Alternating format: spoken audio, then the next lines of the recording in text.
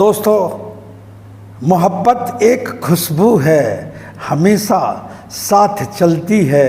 कोई इंसान तन्हाई में भी तन्हा नहीं रहता। परखना मत, परखने में कोई अपना नहीं रहता। किसी भी आईने में देर तक चेहरा नहीं रहता। डॉक्टर बशीर बद्र पद्मश्री, उनकी शायरी है। अब मुझे तो आपका इंतज़ार रहता है, इस घड़ी का इंतज़ार रहता है जब मैं आपसे बातें करता हूँ, लेकिन मुझे ये पता नहीं कि आपको कितना इंतज़ार रहता है। लेकिन इतना जानता हूँ कि मोहब्बत कभी भी एक तरफा नहीं होता, और मोहब्बत कहीं ना कहीं एक दिल से दूसरे दिल को खींच ही लेता है, नज़दीक ला कर ही छोड़ता है। आज का मेरा टॉपिक है ड्रीम्स, सपने। वो ड्रीम्स जो आपने कभी बचपन में देखे थे और फिर समय की परत, धुंध इतनी जम गई कि आप उसे भूल भी गए। लेकिन कहते हैं ना कि आपके दिल में जो तमन्नाएं हैं वो कोई साधारण नहीं हैं।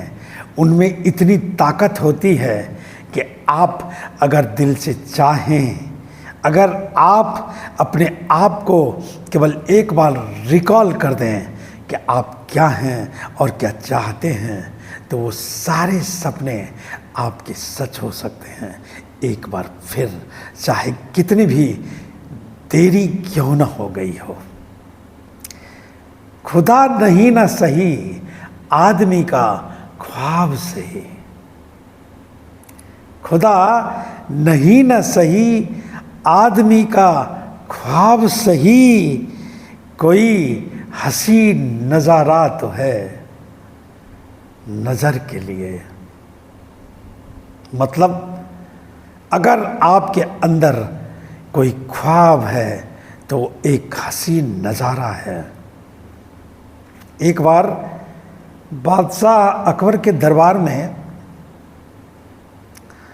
अकबर ने ऐलान किया कि जो भी इंसान अगर रात भर, ठंड का टाइम था, बहुत ज़्यादा जाड़ा चल रहा था, तो जाड़े की रात और पानी ठंडी, तो उन्होंने ये ऐलान कर दिया बादशाह ने कि अगर जो भी आदमी इस पानी में रात भर खड़े रहेगा इस ठंडी में, उसको मैं अगले दिन बहुत ज़्यादा इनाम दूंगा, जो वो मांगेगा वो दूंगा। एक धोबी था, वो रात भर खड़ा रहा और अगले दिन जब दरबार में लाया गया तो उसको पूछा गया कि आखिर तुम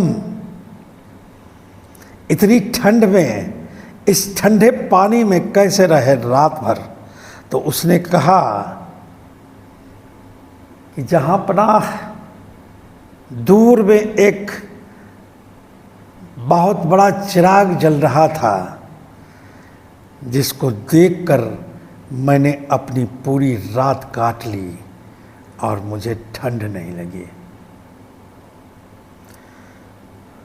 बादशाह अकबर ने कहा कि ये बहुत ही गलत है, क्योंकि उस चिराग की गर्मी में ये रात भर उस पानी में रहा, इसलिए इसका कोई टैलेंट नहीं, तो इसको कोई इनाम तो दिया ही नहीं जाएगा, बल्कि कुछ दंड दिया जाएगा। अगले दिन अकबर का बादशाह, अकबर तो बादशाह थे, उनके मंत्री थे बिरबल, और बिरबल ने सोचा कि बादशाह की गलतफहमी को दूर किया जाए, क्योंकि कोई भी आदमी केवल चिराग की रोशनी की गर्मी से इतनी कपकपाती ठंड में खड़ा नहीं रह सकता। तो उसने क्या किया कि नीचे आग लगा दिया और 50 घड़े के ऊपर चावल और दाल रख दी और कहा कि ये खिचड़ी बनेगी। जब खिचड़ी शाम हो गई सुबह से और नहीं पकी, तो बिरबल ने बादशाह से कहा कि देखिए जहाँपनाह, आग तो यहाँ लगाई थी, लेकिन उस 50वें घड़े में जहाँ चावल और दाल रखा था वहाँ खिचड़ी नहीं बनी। मतलब ये गर्मी उस खिचड़ी तक नहीं पहुँच पाई। तो फिर कैसे आपने ये आज्ञा दे दी कि इसे एक दंड मिलेगा इस धोबी को, क्योंकि ये रात भर उस चिराग को देखकर उसकी गर्मी को पाकर खड़ा रहा।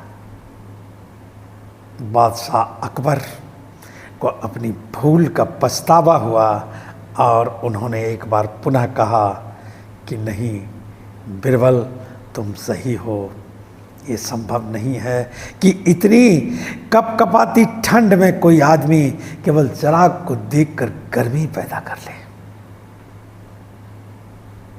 कहने का मतलब ये है कि अगर उस आदमी ने केवल चिराग की गर्मी को देखा और उसके अंदर एक गर्मी आई, तो ये क्या कम है, रात भर उसने गुजारा तो सही। उसी तरीके से अगर आप कोई सपना देखते हैं और उस सपने में खो जाते हैं, क्योंकि कोई हसीन नज़ारा तो है नज़र के लिए, तो आपकी ज़िंदगी इतनी आसान हो जाती है कि आप उस खुशी में ज़िंदगी की जितनी भी करवाहट है वो ज़रूर भूल जाते हैं। और फिर अगर आप निरंतर प्रयासरत रहते हैं तो निश्चित रूप से ईश्वर आपकी मनोकामना भी पूर्ण करते हैं, क्योंकि उनका कहना ही है कि अरे तुम रावण भी हो तो भी मैं तुम्हारी मनोकामना पूर्ण करूंगा, क्योंकि तुम्हारी इच्छाएं प्रबल हैं, और अगर इच्छाएं प्रबल हैं तो मैं वरदान दूंगा ही दूंगा। ये सृष्टि का नियम है।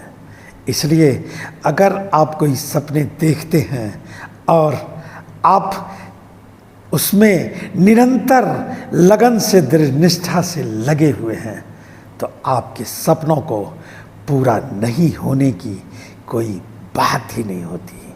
आप किसी भी हालत में अपने सपने को पूरा करेंगे, क्योंकि ईश्वर और प्रकृति आपका साथ देगी। तो दोस्तों, आपका बहुत बहुत हार्दिक नमन और एक बार फिर बहुत बहुत आभार।